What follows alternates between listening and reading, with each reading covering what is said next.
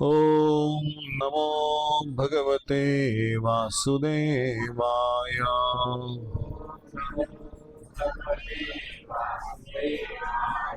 ओम नमो भगवते वासुदेवाय।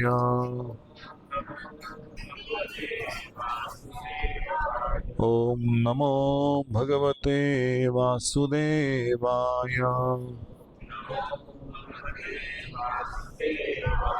ओम अज्ञानतिमिरान्धस्य ज्ञानाञ्जनशलाकया चक्षुरुन्मिलितां येन तस्मै श्रीगुरवे नमः। श्रीचैतन्यमनोभीष्टं स्थापितं येन भूतले स्वयं रूपः कदा मह्यं ददाति स्वपदान्तिकं। वन्देऽहं श्रीगुरोः श्रीयुतापदकमलं श्रीगुरुन् वैष्णवांश श्रीरूपं साग्रजातं सहगणरघुनाथामितं तं सजीवं साद्वैतं सावधूतं परिजनसहितं कृष्णचैतन्यदेवं श्रीराधाकृष्णपदान् सहगणललिता श्रीविशाखान्वितं च वाञ्छाकल्पतरुभ्यश्च कृपा सिन्धुभ्येव च पतितानां पावनेभ्यो वैष्णवेभ्यो नमो नमः। नमः ओं विष्णुपदाय कृष्णप्रेष्ठाय भूतले श्रीमते भक्तिवेदांत स्वामी इति नामिने। नमस्ते सारस्वती देवे गौरवाणी प्रचारिणे निर्विशेष शून्यवादी पाश्चात्यदेशतारिणे। नमो महावदन्याय कृष्ण प्रेम प्रदायते कृष्णाय कृष्ण चैतन्य नामिने गौरत्विषे नमः। हे कृष्णा करुणा सिंधो दीनबंधो जगत्पते गोपेश गोपिका कांत राधा कांत नमोस्तुते। तप्त कांचन गौरांगी श्रीराधे वृंदावनेश्वरी वृषभानुसुते देवी प्रणमामि हरिप्रिये। जय श्री कृष्ण चैतन्य प्रभु नित्यानंद श्री अद्वैत गदाधर श्रीवासादि गौर भक्त वृंद। हरे कृष्णा कृष्णा कृष्णा हरे हरे हरे राम राम राम हरे हरे। हरे कृष्णा कृष्णा कृष्णा हरे हरे हरे राम राम राम हरे हरे। हरे कृष्णा कृष्णा कृष्णा हरे हरे हरे राम राम राम हरे हरे। हरे कृष्णा। वैष्णव के लिए आज का दिन सबसे महत्वपूर्ण है। श्रीमती राधा रानी का आविर्भाव दिन राधाष्टमी। भगवान श्री कृष्ण का जन्म और श्रीमती राधा रानी का जन्म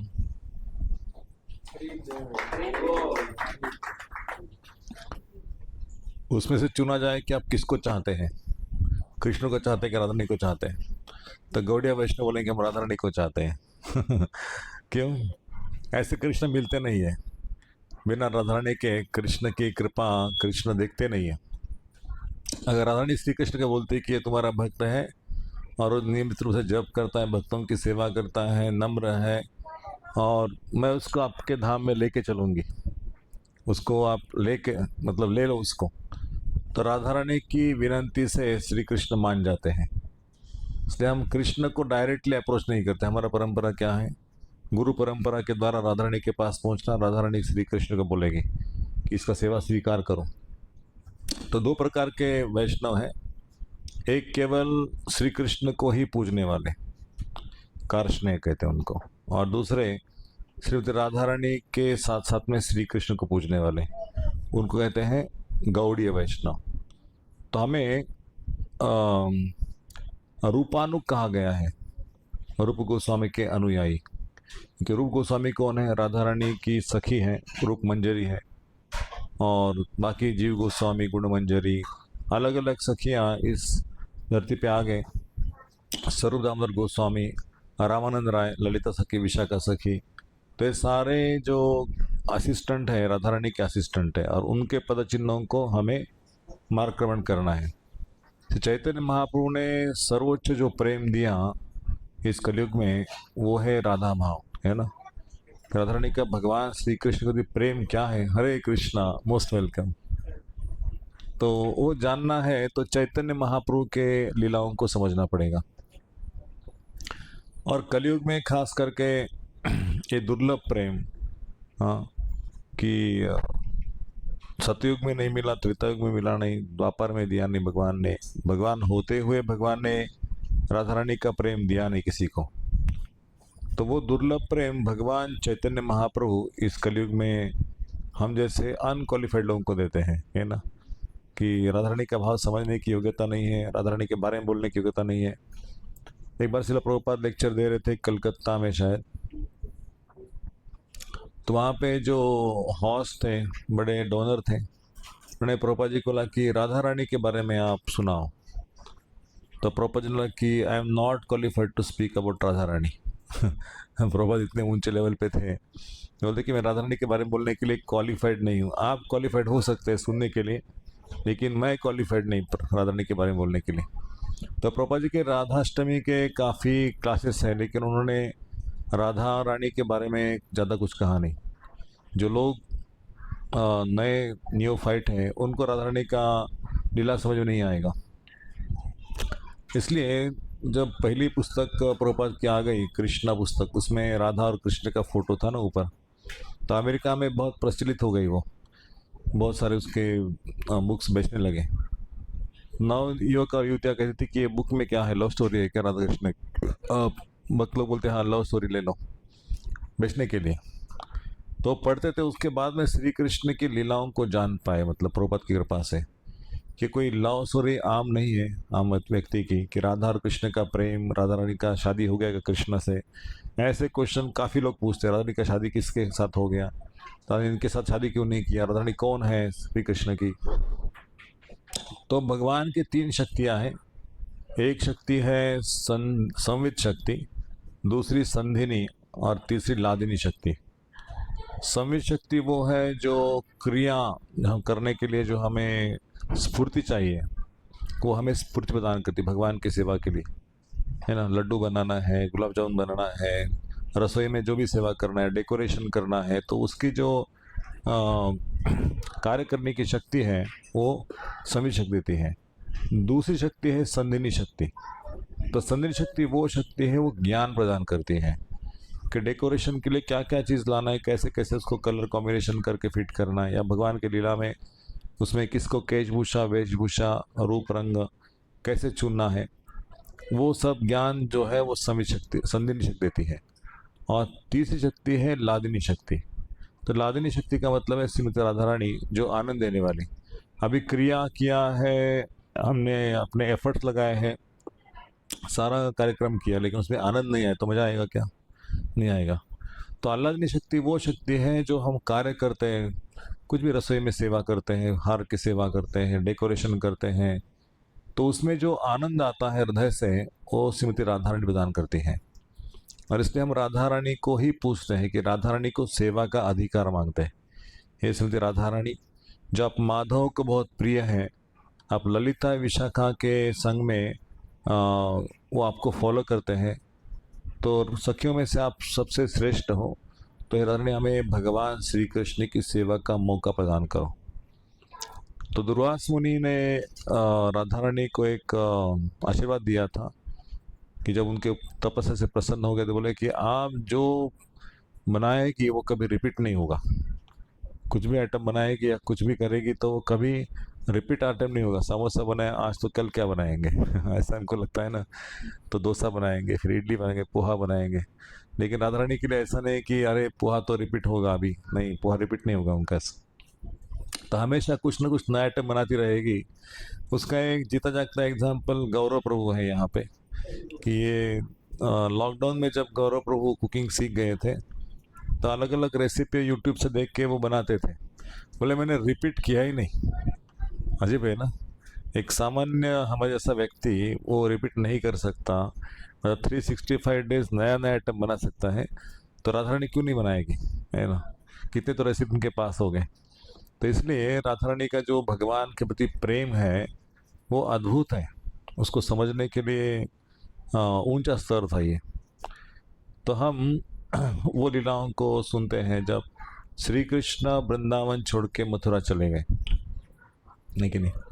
और सारे गोपियाँ रो रही थी भगवान के विरह में कि श्री कृष्ण हमको छोड़ के कहाँ चले गए, कहाँ चले गए, अभी आने वाले थे, अभी तक नहीं आए। तो रोने के कारण उनके आंखों से जो पानी बह रहा था उसका नदी के रूप में यमुना की तरफ चला गया, वो पानी नदी के प्रवाह के जैसा। और जब उद्धव को भगवान ने भेजा, जाओ गोपियाँ विलाप कर रही है, उनको समझाओ, बौरे को पूछ रही है, पशु पंछियों को पूछ रही है, गाय को पूछ रही है, कृष्ण को देखा, कृष्ण को देखा, खाना पीना सब कुछ भूल गई है और श्री कृष्ण के बारे में दिन रात कृष्ण कृष्ण कृष्ण। क्योंकि कृष्ण का इतना क्लोज संबंध था, प्रियकर थे, और सर्वोच्च प्रेम जो भगवान का है और किसी में नहीं है। तो वो प्रेम उनको प्राप्त हो गया था। अभी कृष्ण को भूलना ही संभव नहीं था कि एक बार अपने घर के व्यक्ति को भूल सकते हैं, लेकिन श्री कृष्ण को जो प्रेम प्राप्त हो गया तो उनको भूलना संभव नहीं था। तो उद्धव ने जाके वृंदावन में उनका रथ खड़ा किया और खड़ा करने के पश्चात उद्धव उतर गए। उतरने के पश्चात उन्होंने एक व्यक्ति को पूछा कि नंद महाराज का यशोदा का घर किधर है। फिर क्या, ऐसे जो नदी बह रही है ना, ये पानी जहाँ से आ रहा है उस पानी के उधर से जाओ, आपको नंद यशोदा घर मिल जाएगा। तो पानी के प्रवाह से चले गए उद्धव और फिर उनको नंद महाराज यशोदा मैया दिखाई दी। तो यशोदा मैया ऐसे कुछ अवस्था में थी कि उसको बाहरी जगत का भाव नहीं था, जैसे कि अनकॉन्शियस स्टेट है ना, होश उड़ गए हैं। और कन्हैया कन्हैया लाला लाला कहाँ है, ऐसा मतलब विलाप कर रही है, उसको सूझबूझ कुछ नहीं है। तो उद्धव ने पूछा, मैया मैया कि मैं उद्धव, मैं कृष्ण का संदेश लेके आया हूँ। तो यशोदा ने देखा कि ये तो कन्हैया लग रहा है मुझे। गोपियों ने देखा कि जब कृष्ण ये उद्धव रथ से उतर रहे थे तो उद्धव का और कृष्ण का सिमिलर रूप था। उद्धव को देखा, दूर से लगा कि अरे वो कमली लेके आ रहा है ना, काली कमली, वो कन्हैया कन्हैया आया, कन्हैया आया। तो नहीं, कन्हैया नहीं है, कन्हैया ऐसे भी आएगा, बोले कन्हैया कन्हैया है।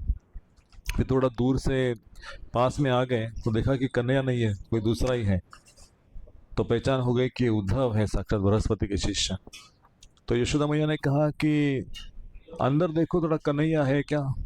उसको बाहर नहीं कि कौन आया है, कन्हैया का संदेश लेके आए। बोले कन्हैया का संदेश लेके आए, नहीं नहीं कन्हैया अंदर है, जाके देखो कन्हैया है क्या।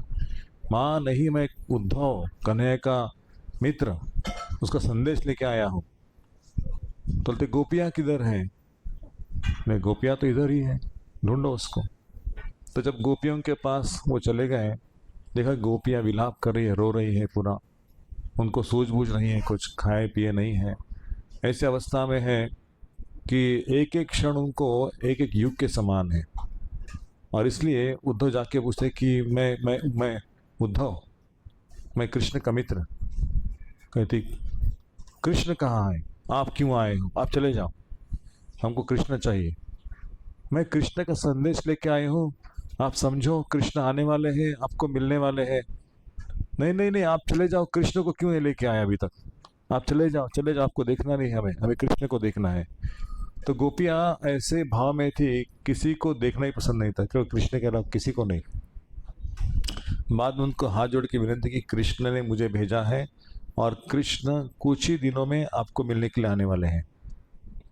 क्या कृष्ण अभी तक आए नहीं, कुछ ही दिनों में। वो तो मथुरा में रहते हैं, उनको अच्छे अच्छे स्त्रियाँ, अच्छे अच्छे युवतियों का संग मिला होगा, पढ़े लिखे। हम तो गांव वाली स्त्रियाँ हैं, कृष्ण हमको देखते नहीं, ऐसे कृष्ण के बारे में सोचते, कृष्ण हमको छोड़ दिया, और विलाप करने लगे। तो उसके बाद उद्धव चले गए वहाँ से सबका निरोप लेके, बोले मैं कृष्ण को आपका संदेश देता हूँ, आप रो रही है, कृष्ण तुरंत आ जाएंगे। ऐसा करके कृष्ण निकल गए और उद्धव जी को जाके कृष्ण को जाके मिले मथुरा में और कहा कि भैया ये गोपियों की हालत बहुत खतरनाक है, मैं तो उनके चरणों की रज की धूली से भी नतमस्तक हूँ। उनको तो नतमस्तक क्या, उनके चरणों की रज को मैं नतमस्तक हूँ। मेरे रोंगटे खड़े हो रहे हैं, मेरे आंखों से पानी आ रहा है, मैं बोल नहीं पा रहा हूँ कि कृष्ण आपके प्रति उनका प्रेम क्या है। कृष्ण आप उनको छोड़ के कैसे जा सकते हैं। गोपियाँ खाना पीना सब कुछ भूल गई हैं। तो ऐसा कहने का कन्हैया बोलता है कि मैं वृंदावन छोड़ के कभी नहीं जाता, मैं गोपियों को हमेशा साथ में रखता हूँ। मेरा गोपियों के साथ कोई है नहीं है। आप जानते हो उद्धव, तो उद्धव ने कहा कि मैं तो अपने आप को मानता था मैं कृष्ण का सखा हूँ, कृष्ण के साथ में उठता बैठता खाता पीता हूँ, लेकिन मेरे पास तो कन्हैया के प्रति कोई प्रेम है ही नहीं है। इतना प्रेम, इतना गाढ़ा प्रेम, इतना ऊंचा प्रेम। तो कृष्ण के उद्धव आंखें बंद करो। उद्धव ने आंखें बंद कर ली। देखो, आंखें बंद करके देखो क्या दिख रहा है आपको। तो उद्धव ने देखा कि कृष्ण और राधा बाजू बाजू में है, सारी सखियां सारे गोपियां उनके बगल में है। और इतना अद्भुत दृश्य था, सब गोपियां कृष्ण के साथ हंसी मजाक कर रही थी, राधा रानी उनके चरणों तक थी और उनका विलाप चल रहा था। तो उद्धव ने आंखें बंद कर ली थी। इसको इतना अच्छा लगा कि कृष्ण राधा रानी का मिलाप, और उसके पश्चात वो दृश्य अप्रकट हो गया। और कृष्ण ने कहा कि उद्धव आंखें खोलो। उद्धव ने आंखें खोल दी और पश्चात कहा कि श्री कृष्ण, मैं जान गया कि आपका जो गोपियों के साथ प्रेम है वो अद्भुत है। आप कभी गोपियों को भूल नहीं सकते और गोपी आपको भूल नहीं सकती। कृष्ण ने कहा कि वास्तव में 3 प्रकार के भक्त होते हैं। पहला भक्त जो है, सामने वाला भक्त प्रेम करता है इसलिए वो प्रेम करता है। दूसरा भक्त है, सामने वाला यदि प्रेम करे या ना करे फिर प्रेम करता है। और तीसरा भक्त जो है, सामने वाला अगर ठुकरा देता है तो भी वो उनके चरण कमल को छोड़ता नहीं, उनका स्मरण करता है, उनकी सेवा करने का मौका ढूंढता है। तो गोपियाँ सर्वोच्च प्रकार की भक्त है, जिनको ठुकराने के पश्चात भी वो मुझे भूलती नहीं है। तो गोपियों का ऋण मैं जन्मों जन्मों तक चुका नहीं सकता। सारी मेरी संपत्ति, सारा मेरा ऐश्वर्य सब उनके चरणों में लगा दिया तो भी मैं गोपियों का ऋण चुका नहीं सकता। इसलिए से चैतन्य महाप्रभु, ये राधा रानी का जो भाव है, गोपियों का जो प्रेम है, वो प्रेम लेके धरती पे आते हैं।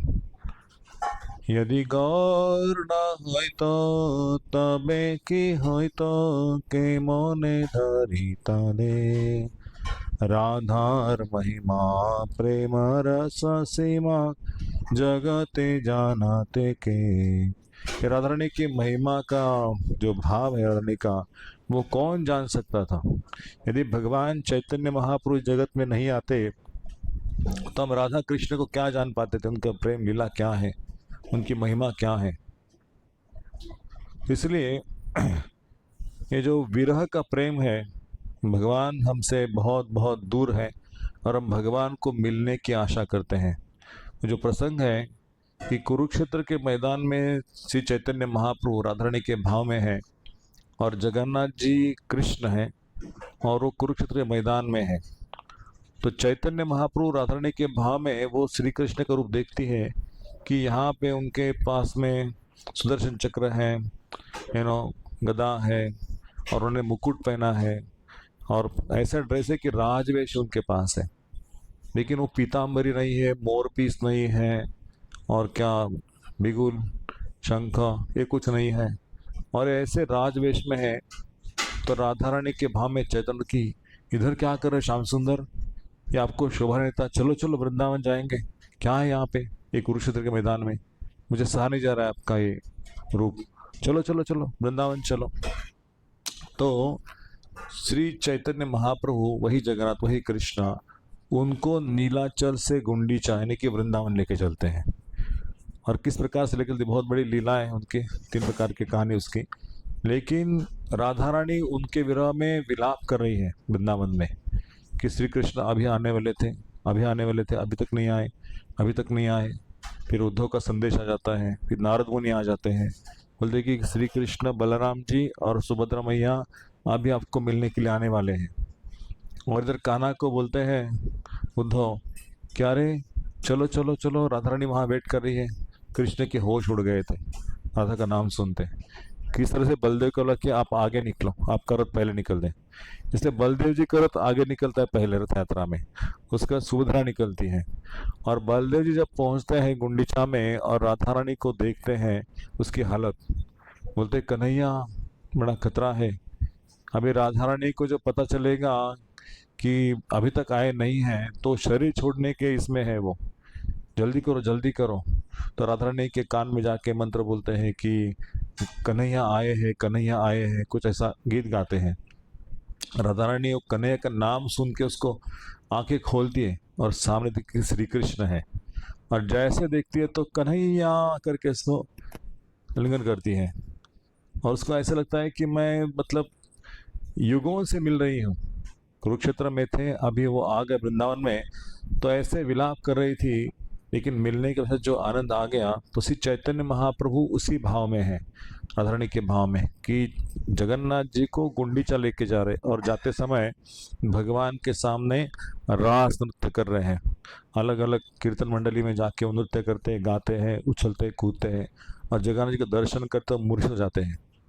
और फिर उनको उठा के जगन्नाथ वल्लभ गार्डन में लेके जाते हैं ना। तो वो जो प्रेम का रस है भगवान के कीर्तन में, आनंद या विरह का प्रेम, कि श्री कृष्ण मुझसे बहुत बहुत दूर हैं और मैं श्री कृष्ण के सिवा अन्य कुछ नहीं चाहता। श्री कृष्ण मेरा एकमात्र स्वामी है, चाहे मुझे वो स्वीकार करें या चाहे मुझे ठुकरा दें। और इसलिए श्री चैतन्य महाप्रभु ने अपने चैतन्य शिक्षाष्टकम में आखिरी श्लोक सुनाया शिक्षाष्टकम का, आश्लिष्यमा पादरताम पिनष्टुमाम आदर्शनाम महर्ताम करोत्वा यथा तथा वा विदधातु लंपटो मत प्राणनाथस्तु स्वयं नापर। कि श्री कृष्ण चाहे मुझे आलिंगन करें, प्रेम करें, या श्री कृष्ण मुझे ठुकरा दें, लेकिन यथा तथा वा विदधातु लंपटो मत प्राणनाथस्तु स्वयं नापर। श्री कृष्ण मेरे एकमात्र नाथ यानी कि स्वामी है, और कोई दूसरा मेरा आश्रय नहीं है। तो भगवान ने चैतन्य महाप्रभु ने जो 8 श्लोक दिए, उस श्लोक का ये सबसे महत्वपूर्ण श्लोक है। और उसके पहले वाले भी श्लोक हैं कि श्री कृष्ण का विरह का एक श्लोक है कि नयनम गलद श्रुद्धारया वदनम गदगद रुद्धया गिरा पुलय कर्णितमुपगदा तव नाम ग्रहण भविष्यति। ऐसा समय कब आएगा कि मेरे नयनों से आंसू गदगद गदगद हो जाएंगे, गला अवरुद्ध हो जाएगा और मेरा शरीर पुलकित हो जाएगा। हे भगवान, आपके नामों का आश्रय कब मुझे मिलेगा, कैसे शुद्ध नाम आएगा। और उसके आगे क्या कहा है, आई नंद तुम जा किंकरम पतितम माँ विषिभवमुदो कृपया तो पाद पंकज धूलि सुंदर विचतया। हे नंदनंदन, है श्याम सुंदर, आपके चरण कमलों की धूलि का एक कण की जगह हमको दे दो वृंदावन में, जहाँ कहीं है, लेकिन आपके चरण कमल की धूलि का एक कण के इसमें हमको दे दो। हम बहुत पतित हैं, पतितम माँ भामुतो, आप कृपा करके इसको स्वीकार करो, इस दास को स्वीकार करो। तो ये चैतन्य महाप्रभु ने इस शिक्षाष्टक के द्वारा ये राधा रानी का जो भाव है ना, ये भाव सिखाया। युगायितम निमिषण चक्षुषा प्रावुषायितम शून्यायितम जगत सर्व गोविंद विरहेण में, कि श्री कृष्ण का विस्मरण कैसा है। सतयुग, त्रेतायुग, द्वापर युग, कलयुग, ये युग युगायितम, एक युग चला गया है पूरा, लेकिन श्री कृष्ण प्राप्त नहीं हुए हैं। और इसलिए चक्षुषा प्रावुर शून्यायितम जगत सर्वम, क्या हमें जगत में कुछ अच्छा नहीं लग रहा है। जो बाहर का दुनिया है सबको अच्छा लगता है, लेकिन उसमें कुछ मजा ही नहीं है। खाना पीना घूमना है ना, कपड़े पहनना, ये सब फैशन करना, ये कुछ अच्छा नहीं लग रहा है। और इसलिए राधा रानी ये भाव सिखाने के लिए श्री चैतन्य महाप्रभु के रूप में आती है, और वो हमें वो शिक्षाष्टकम देती है कि इस प्रकार का हमें भगवान को आश्रय प्राप्त करना चाहिए। और राधा रानी सेवा की अधिकारी है ना, सर्वोच्च अधिकारी, और उनके चरणों में हमें सेवा की भिक्षा मांगना है, उनके दासों के दासों के दासों के दास के रूप में। हम डायरेक्टली श्री कृष्ण को अप्रोच नहीं करते सेवा के लिए। ये कोई मुक्ति का मार्ग नहीं है, ये भक्ति का मार्ग है। और भक्ति हमें अनुराग है ना, अनुराग होना पड़ता है। रागानु जो शब्द आया है अनुराग से आया है, कि जब हम किसी के अनुगत्य में भक्ति करेंगे, कोई हमारे अथॉरिटी है उनके अनुगत्य में स्वीकार सेवा करेंगे, तो सेवा भगवान स्वीकार करते हैं। यदि हम डायरेक्टली श्री कृष्ण की सेवा करने का प्रयास करते हैं तो श्री कृष्ण हमारी सेवा को स्वीकार नहीं करते। उनको चाहिए, जैसे कोई तुलसी आरती करते ना सुबह, बोलते ये क्यों कर रहे हैं, मैं तुलसी आरती करूंगा, आप बजाओ हटो। तो भगवान उसकी तुलसी आरती को स्वीकार नहीं करेंगे, क्योंकि उन्हें परमिशन नहीं लिया। कोई बोलता है ना प्रभु जी आप तुलसी आरती करो, हाँ तो आपको अथॉरिटी आ गया सेवा करने का। माता जी कैन कम हियर, प्रभु जी कैन सिट हियर। हाँ, तो इसलिए हमें सेवा अधिकार दीजिए, करो निज दासी। हम दासी बनना चाहते हैं ना, दास दासी। आप सेवा का अधिकार दे जाओ। क्या हम सेवा का पात्र नहीं है, अधिकार मांग रहे हैं? ये आध्यात्मिक सेवा है, भौतिक सेवा है? ये आध्यात्मिक सेवा ये कोई किसी को गाड़ी पे छोड़ना या किसी को कपड़े देना या दान करना, इससे नहीं होता। भौतिक स्तर पे ये सेवा नहीं है। ये राधा रानी को प्लीज करने के लिए वो शक्ति चाहिए उस सेवा में करने के लिए। यदि राधा रानी की कृपा है तो वो सेवा स्वीकार होगी। उसके बदले में क्या मिलेगा? उसके बदले में नाम मिलेगा भगवान का। तो शिला प्रभुपाद एक लेक्चर में कह रहे थे कि अर्जुन भगवान के बहुत बड़े सखा है ना, भक्त हैं। भक्तों से सखा चित्ती रहस्य विद उत्तम। तो भगवान श्री कृष्ण अर्जुन को गीता का संदेश बताए, पांडवों में से सर्वश्रेष्ठ। अर्जुन इतनी बिविल्डरिंग अवस्था में था कि उसको अपना धैर्य खो चुका था, हाथ पैर उसके हिल रहे थे, गला सूख गया था, आंखों से आंसू निकल रहे थे। और जब तक वो श्री कृष्ण को अपना मित्र मानता था तब तक उसको ज्ञान नहीं प्रदान किया। जब उन्हें कहा कि मैं शरण आ गया हूँ, कार्पण्य देशो प्रसभावा पृच्छामि ताम धर्म सम्मूर्छिता यत् श्रेयसानिष्टम हृतन में शिष्यस्ते हम शादिमाम तपन्नम, कि मैं आपका शिष्य शरणागत हूँ, मुझे मेरे दुर्बलता के कारण कुछ समझ नहीं आ रहा है, मैं पूरी बिविल्डर्ड हूँ, और मुझे मेरा ध्येय क्या है, क्या करना चाहिए, मुझे आप बताइए। तब जाके श्री कृष्ण ने गीता का ज्ञान दिया। लेकिन उनके सामने उनके घर वाले थे जो खेल रहे थे, खाते पीते थे उनके साथ में, चाचा काका मामा उनके बच्चे सब घर में एक साथ रहने वाले, लेकिन अभी उनके सामने खड़े हैं। ऐसी अवस्था है। तो महाराज जी अपने लेक्चर में बोल रहे थे कि in this material world even the prime minister, big doctors, engineers, CAs and everyone is confused about his duties, what to do. किसी को सोल्यूशन नहीं मिलता। जब स्वयं ढूंढने का प्रयास करते किसी को सोल्यूशन नहीं मिलता। लेकिन one approaches the higher authority and ask for the solution, then he got the perfect idea क्या करना चाहिए इस समय। हर व्यक्ति उलझन में है कि किस प्रकार से समस्याओं से बाहर निकला जाए। तो बोलते हैं कि एक उदाहरण दिया महाराज ने कि बाम्बू का पेड़ होता है ना जंगल में, तो बाम्बू का पेड़ बचपन से बड़े बड़े होते हैं दोनों बाम्बू के पेड़, और दोनों की शाखाएं बड़े बड़े बड़े होके ऊंच जाते हैं, और दोनों शाखाएं ऐसे पास पास में आते हैं बड़े बड़े होके, विंटर समर सब सीजन्स को उससे आगे बढ़ते हैं। लेकिन कभी ऐसा हुआ नहीं था। लेकिन एकाएक क्या होता है कि विंड आता है और दोनों जो है एक साथ आके थोड़ा सा उसको घर्षण होता है और आग लग जाती है। और ऐसी आग लगती है कि वो आग ऐसे बुझती नहीं है ना। जंगल में आग जब लग जाती है तो उसको कोई पानी लेके बुझा नहीं सकता, उसको बरसात चाहिए, जोर से बरसात चाहिए, तब वो आग बुझेगी। वैसे ही एक घर में रहने वाले दो भाई, दो मित्र एक साथ पलते हैं, फूलते हैं, धीरे धीरे बड़े होते हैं, लेकिन दोनों के बीच में ऐसा संघर्ष हो जाता है कि जैसे कि आग लग गई है ना। और दोनों एक दूसरे को देखना पसंद नहीं करते, बात करना पसंद नहीं करते, दोनों एक दूसरे से कोर्ट केस में फंस जाते हैं। तो इसको मिटाना संभव नहीं है। इसको मिटाने के लिए हायर अथॉरिटी श्री कृष्ण या श्री कृष्ण के प्रतिनिधि चाहिए, तभी इससे बाहर निकल सकते हैं इस झमेले से।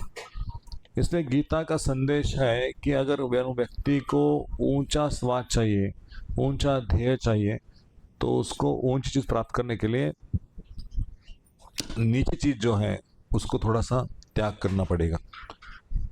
वैसे महाराज कहते हैं कि अर्जुन जैसा, अर्जुन ने कितने 5 गांव चाहिए था ना, 5 गांव मिलाने उनको, और भगवान श्री कृष्ण ने और दुर्योधन से कहा था कि केवल 5 गांव दे दो उसको। 5 गांव नहीं, एक सुई की नोक के बराबर कुछ नहीं मिलेगा। तो भगवान श्री कृष्ण ठीक है, वो जंगल में चले गए 12 साल वनवास किया, उधर पांडव लोग रहे। कुंती महारानी को भी यातना सहन करनी पड़ी। द्रौपदी का वस्त्रण हुआ, भीम को विष पिलाया, और इस तरह से अर्जुन के पुत्र अभिमन्यु को यू नो योद्धा ने घेर के उसको मार दिया, जो गलत तरीके से था। और इतना सहन किया, इतना सहन किया पांडवों ने, तो भगवान श्री कृष्ण क्या उनके प्रति ये नहीं था, उनका स्नेह नहीं था?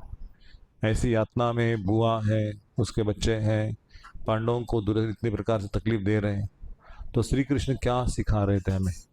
श्री कृष्ण सिखा रहे थे कि जब आपको ऊंचा ध्येय प्राप्त करना है तो ऐसी परिस्थितियों में भी भगवान के प्रति कैसा कृतज्ञ रहा जाए।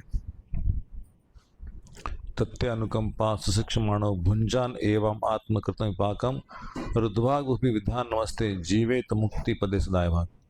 जो व्यक्ति ऐसी परिस्थितियों से भगवान से कृतज्ञ रहता है, कभी उसको रिवेंज नहीं लेता, या कभी भगवान को गलत या सामने वाले व्यक्ति को गलत नहीं कहता, लेकिन अपने कार्य में अग्रसर है, भगवान को कृपया न करें कि इससे भी बड़ा होने वाला था लेकिन आपने मुझे बचाया, तो कृष्ण उसकी रक्षा करते हैं। कृष्ण उसको आगे यश दिखाते हैं कि क्या आपके लिए मैंने रखा था।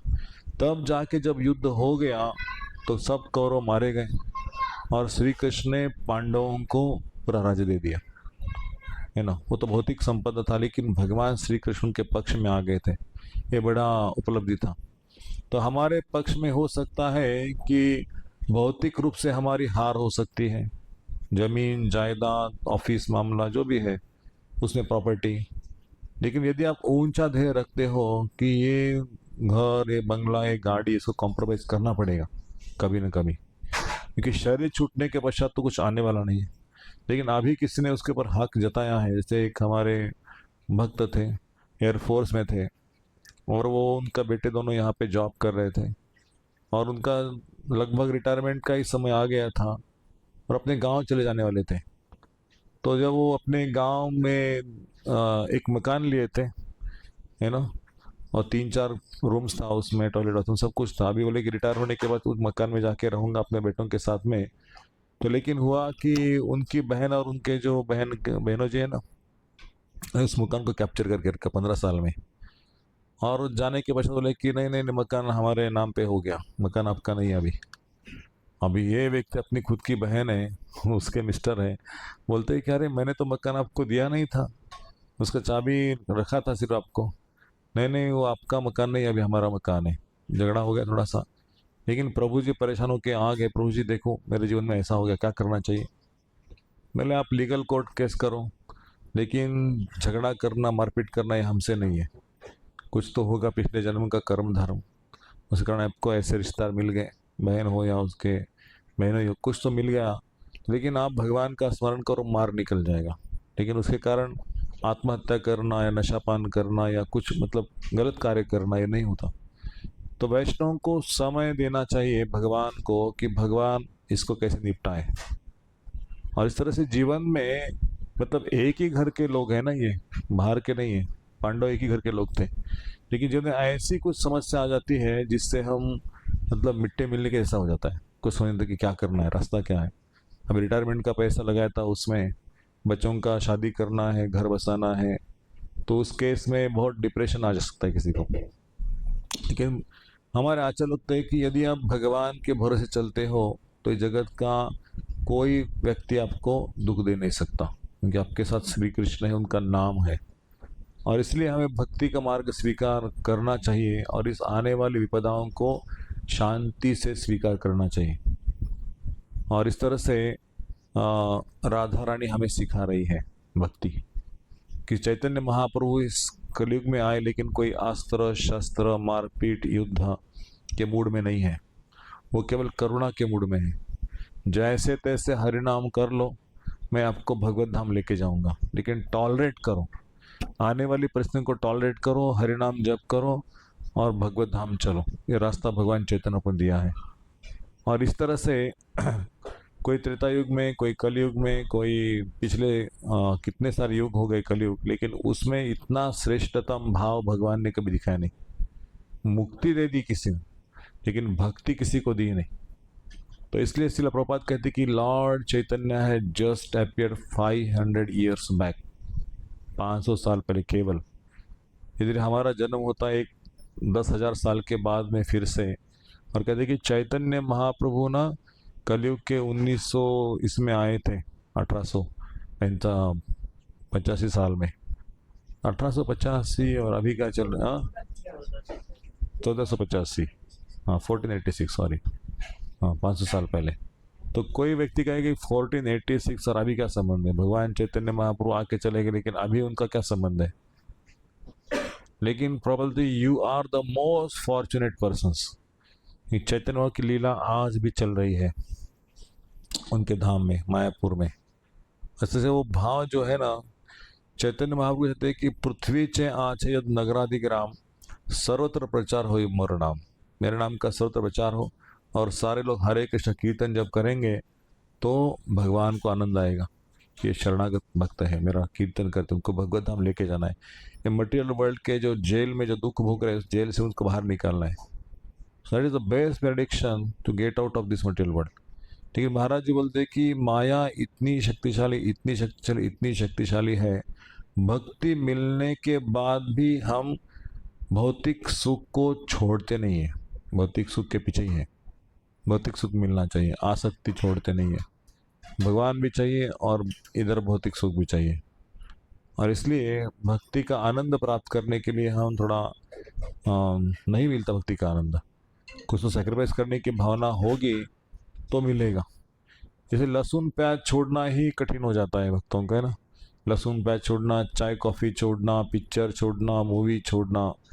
लेकिन जब नाम जप करने लगते हैं और थोड़ा सा ऊंचा स्वाद आता है तो अपने आप चाय कॉफ़ी छूट जाता है, लहसुन प्याज छूट जाता है, मूवी देखने की इच्छा, इरिटेशन आ जाता है, पिक्चर का सॉन्ग सुनने को आ गया तो कान बंद करने की इच्छा होती, कुछ मूड नहीं होता सुनने का, क्या ये लगाया। अभी गणेश उत्सव चल रहा है ना, तो गणेश उत्सव में जहाँ तहाँ देखो डीजे चलता होगा, गाने बजते हैं, भगवान के नाम पे सब कुछ आप है ना। कीर्तन, लोग कीर्तन तो नहीं करते, भजन नहीं गाते, उसमें पिक्चर के सॉन्ग गाते हैं।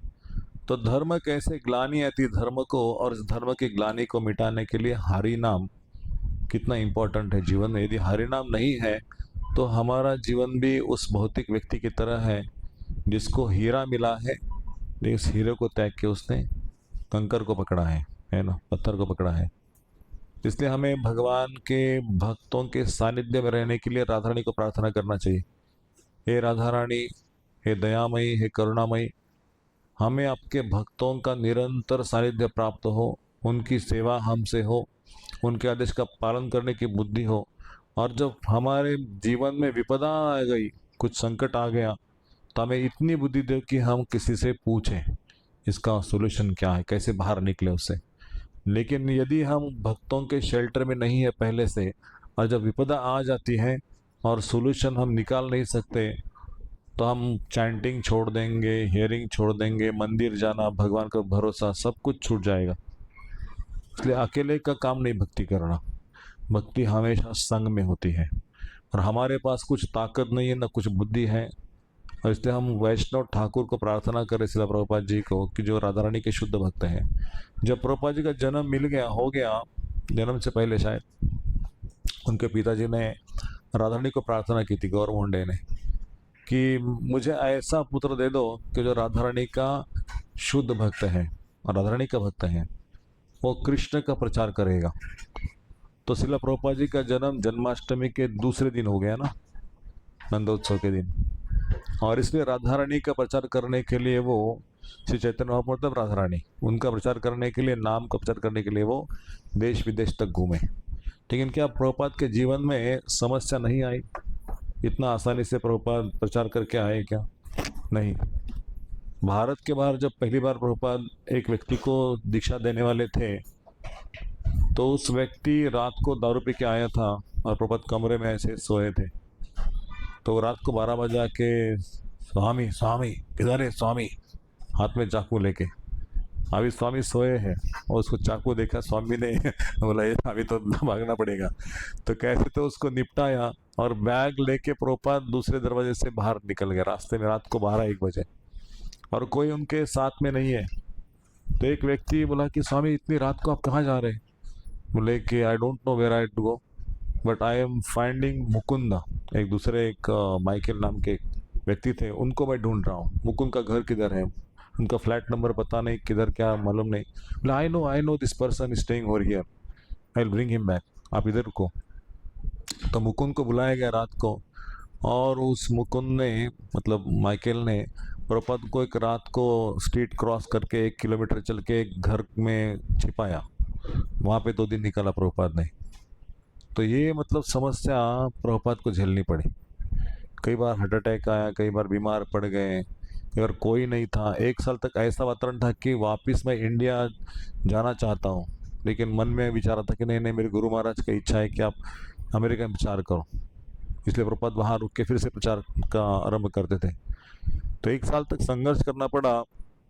तो मतलब बड़े से बड़े व्यक्तियों को भी भक्ति में संघर्ष से गुजरना पड़ेगा, बिना संघर्ष से कुछ नहीं प्राप्त होगा। और एक लेसन है, यदि हम इस संघर्ष से गुजरते हैं तो दूसरा व्यक्ति जब भक्ति में आता है और वो संघर्ष से गुजर रहा है तो कहते हैं कि प्रभु जी ये मैंने झेला है ना, आप इससे बाहर निकल सकते हो, लेकिन भक्ति को छोड़ना नहीं, चैंटिंग को छोड़ना नहीं, हियरिंग को छोड़ना नहीं। इसलिए भक्ति करने वालों को डायनामिक होना चाहिए, स्ट्रांग होना चाहिए अंदर से, है ना। ये कोई तुकाराम महाराज कहते हैं ना एक श्लोक में कि मराठी में, ये साधारण व्यक्ति काम नहीं भक्ति करना। हाँ, जो गांव के लोग होते हैं ना, पत्ते खेलने वाले, कुछ चाय पीने वाले, गपचप, उनका काम नहीं है भक्ति करना। भक्ति करने के लिए शक्ति चाहिए, और वो शक्ति है श्रीमती राधा रानी की कृपा। और इसलिए हमें प्रार्थना करना चाहिए कि हे श्रीमती राधा रानी, आज आपका आविर्भाव दिन है, तो हमें ऐसी शक्ति, ऐसी बुद्धि प्रदान करो जो भगवान श्री कृष्ण के भक्तों की सेवा करने के लिए हम काम में आ जाए उनके। तो राधा रानी का बहुत सारे गुणों में से एक गुण है, उनका गुण है करुणा, the most compassionate, even then Krishna. Krishna आपको छोड़ देंगे लेकिन राधा रानी कभी नहीं छोड़ेगी, है ना। हमारे अंदर इतने दोष हैं, कृष्ण बोलेंगे ये तो भक्त नहीं हो सकता, लेकिन राधा रानी को बोलते हैं कि राधा रानी हम तो भक्त नहीं हो सकते, हमारे अंदर कोई गुण नहीं है। लेकिन यदि आपकी शक्ति, आपके ज्ञान, आपका कृपा हो जाएगा तो हम सेवा कर सकते हैं। हमारे हाथ में इतना है कि सेवा के लिए यस बोलना, बाकी राधा रानी काम है कि हमसे सेवा करके लेना, है ना। यदि हम सेवा के लिए तैयार नहीं है तो राधा रानी का कृपा कटाक्ष नहीं है, करुणा नहीं होगी। बहुत ही महत्वपूर्ण दिन है हमारे भक्ति जीवन के लिए। यदि राधा रानी की कृपा है तो हम सालों साल भक्ति कर सकते हैं। राधा का दूसरा एक अपवर्ड आता है अपराध, है ना। राधा और अपराध दोनों अपोजिट वर्ड हैं। मतलब राधा रानी के चरणों में अपराध हो गया तो हम भक्ति से, अप मतलब दूर, दूर जाते हैं। और अपराध क्या है? राधा रानी के चरणों का अपराध नहीं है, राधा रानी के चरणों का सेवा करने वाले जो भक्त हैं उनके प्रति अपराध। तो हमें बहुत सावधानी से वैष्णव का संग करना चाहिए।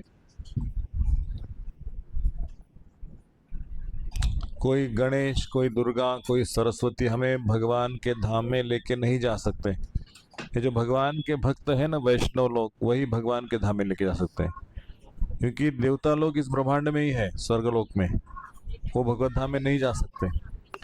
और हमें स्वर्गलोक को पार करके भगवान के धाम जाना है, वैकुंठ हो या गोलोक वृंदावन हो या मथुरा, जो भी धाम है भगवान का, साकेत हो, उसमें जाना है। लेकिन हम देवता लोगों के चरणों में अभिरक्त हैं और वैष्णव के चरणों में हमने अपनी मति नहीं लगाई है, तो हम भगवान के धाम को नहीं प्राप्त कर सकते।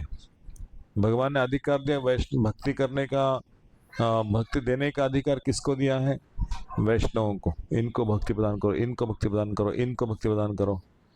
मतलब कृष्ण उनके हैं, कृष्ण से तुम्हारा, कृष्ण ते पार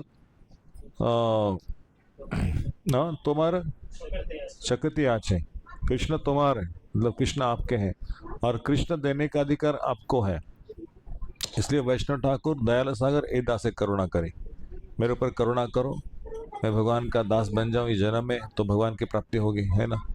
इस तरह से वैष्णवों को सम्मान देना चाहिए, वैष्णवों के चरणों का अनुरागी होना चाहिए।